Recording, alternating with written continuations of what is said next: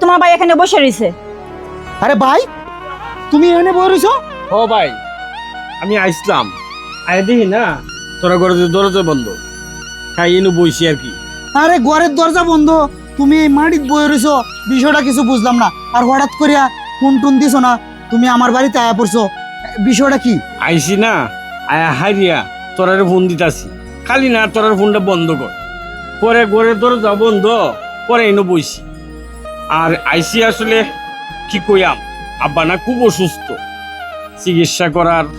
আব্বা অসুস্থ আর তুমি আমার ফোন দিছিলা, ফোন বন্ধ? ওরে, আমি তো গত সপ্তাহে আমার সিমটা পাল্টাইছি ভাই। তোমার কাছে তো মনে হয় এই নাম্বারটা নাই, তুমি আগের নাম্বারটাতে মনে হয় ফোন দিছো। হ্যাঁ আচ্ছা ঠিক আছে, আব্বা অসুস্থ, তুমি তুমি এটা আগে কইবা না? আর কইবাই কিবা, আমার তো ফোন বন্ধ। আচ্ছা ঠিক আছে, তুমি একটা কাজ করো, যাও, এই যে এখানে 2 লক্ষ টাকা আছে, এই 2 লক্ষ টাকা লইয়া তুমি যাই আব্বার চিকিৎসা করাও গা। ধরো টাকা তোরা। এই তুমি থাকো, আমি চলে গেলাম। মজনু, তুই যে অনেকগুলো টাকা দিছস আমারে, এতে মনে হয় পিঙ্কি রাগ করছে রে। আরে ভাই, তুমি এটা কি কইতেছো? আমার টাকা, তুমি আমার আপন ভাই লাগো, তোমারে দিছি, কেলা রাগ করলো আর কেলা রাগ না করলো এইসব চিন্তা করে লাভ আছে? তুমি একটা কাজ করো তো, তুমি আর কোনো কথা কও না, তুমি যাও, তুমি চলে যাও, টাকাগুলি লয়ে চলে যাও, আবার চিকিৎসা করাইবা, চিকিৎসা করায়া যে টাকা দিতে হয় তুমি খরচ বরচ করবা। আমি আমি কি তাহলে চলে যেতাম? আমি আচ্ছা ঠিক আছে, তো যাই গা, দেখি অন্তরও গাড়ি নাই, একটু অপেক্ষা করার লাগবো, কোন সময় গাড়ি আইয়ে। আচ্ছা ভাই, তাহলে তুমি গাড়ির জন্য অপেক্ষা করো, গাড়ি আইলে পরে উঠতে যাও গা। হ্যাঁ আচ্ছা ঠিক আছে, আমি যাই গা। আচ্ছা আচ্ছা। আমি আসলাম আমার ভাইয়ের লগে একটু ভালো মন্দ কথা কইয়াম, আর আমার টিহাতে বিদায় করে দিস। আচ্ছা দেখি গাড়ি ঘোড়া পাই কিনা। এই চলো। এই তোমার এত কোনো আসার সময় হইলো, চাবি দাও, গেট খুলবো। এই তুমি কি কাজটা ঠিক করছো? আমার আপন বড় ভাই, তুমি ভালো মন্দটা পর্যন্ত জিজ্ঞাসা করলা না। ভাই গ্রাম থেকে কষ্ট করে আসছে, আর আমার বাবা অসুস্থ, আমি বাবা অসুস্থ কারণে 2 লক্ষ টাকা দিছি ভাইয়ের হাতে, এই জিনিসটা দিয়েই তুমি ছোট করে এখান থেকে চলে আসছো। তুমি কাজটা মোটেও ঠিক করো নাই। ভাই হয়তো মনে মনে অনেক কষ্ট পাইছে। তুমি তুমি আসলে কি, আমি বুঝতে পারলাম না। এই তুমি আমাকে উল্টো বুঝতেছো কেন? তোমার ভাইকে 2 লক্ষ টাকা দিছো, আমি কি এটা দিকে চলে আসছি? আমি ওইখান থেকে চলে আসছি, এটার কারণ আমি দেখলাম তোমার সংসারের প্রতি কোনো দায়িত্ব নাই, আর তোমার আপন ভাইয়ের প্রতি কোনো শ্রদ্ধা ভালোবাসা তোমার নাই। তোমার কাছে মানুষের চেয়ে টাকাটা বেশি প্রয়োজন। এই আমি একটা কিছু বুঝলাম না, তুমি এত কথা বলতেছো কেন? আমি কি করলাম? আমি, আমার বাবা অসুস্থ, ভাই আসছে গ্রামের বাড়ি থেকে, আমি ভাইকে 2 লক্ষ টাকা দিলাম। তুমি বলতেছো মানুষের চেয়ে টাকা বেশি প্রয়োজন, আমি তো কিছুই বুঝতেছি না।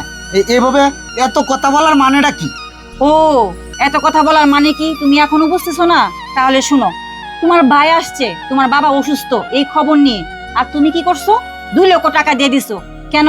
তোমার ভাই কি টাকার জন্য আসছিল? তোমার ভাই টাকার জন্য আসে নাই। তোমার ভাই আসছিল তোমার সাথে 2টা ভালো মন্দ কথা বলার জন্য। তোমার বাবা অসুস্থ, আর তুমি কি করলা?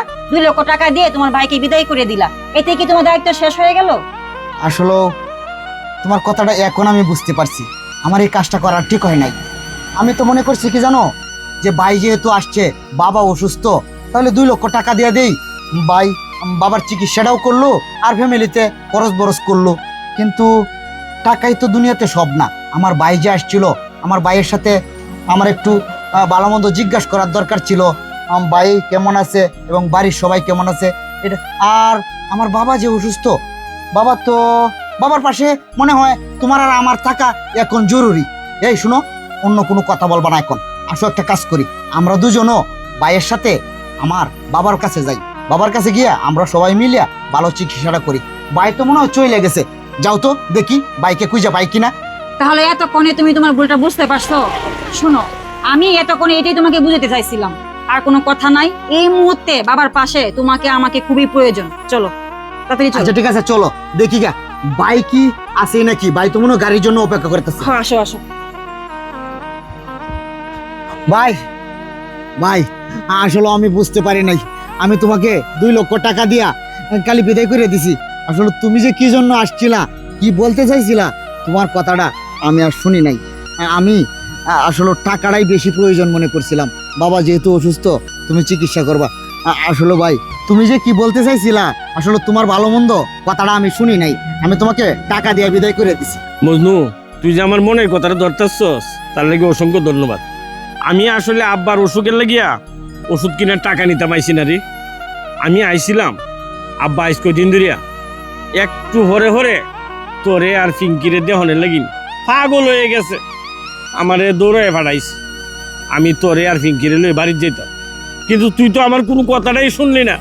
আমি আইছি আর তুই আমার হাতে 2 লক্ষ টাকা ধরাই দিছস, দেখছিস তাড়াতাড়ি যাও, তাড়াতাড়ি বাড়িতে যাও। আমি কি করলাম?